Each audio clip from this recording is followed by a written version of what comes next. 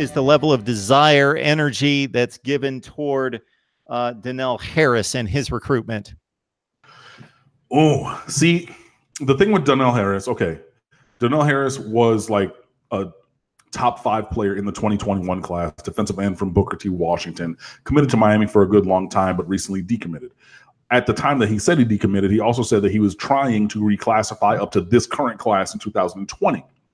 He recently, I think yesterday, announced he was transferring to Gulliver Prep, which is another high school in Miami, just not close in Miami. That's where Joe Jackson and Robert Burns attended school, along with a couple other guys who washed out. They transferred very early in their careers. The thing with Donell Harris is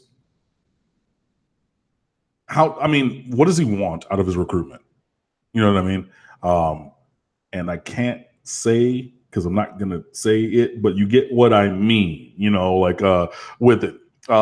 Does he really want to be in Miami? Is his recruitment about the school that he's going to, or does the recruitment have other outside factors that have been written about by one of my SB Nation colleagues named Stephen Godfrey? And it was a seminal article written in 2013, I believe it was, about meeting somebody who did a certain thing and talked to Stephen Godfrey under the guise of anonymity. If you get what I mean, you get what I mean.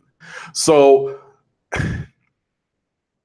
if there are other factors that are the main draw for a kid like Donell Harris, then maybe we don't engage on that level. Maybe there's some other schools in another conference in the Southeastern United States that is well known for engaging in these other kinds of interactions and engagements. And I know that I'm speaking in code because I just don't feel like putting it out there concretely in that kind of a way. So it's really down to, is he about like the school and the team and the football, or is he about something else, or his family or his dad, or whoever's pushing him, guiding him, directing him, things like that. And that's kind of where things might not necessarily be in a spot that Miami is comfortable with.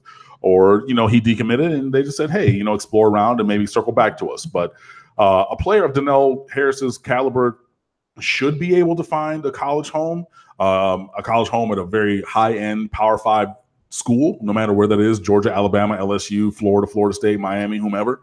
But those two things, again, whether the direction of his recruitment, is it above board or not, and is he reclassifying up to 2020, or is he staying in 2021?